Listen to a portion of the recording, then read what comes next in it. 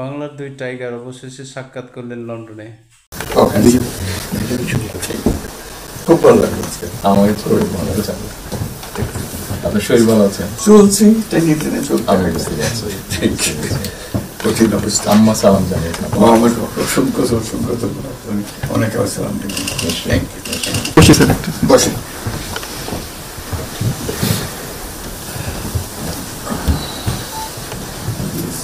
আবহাওয়াটা খুব ভালো, খুবই কদিন আমরা আছি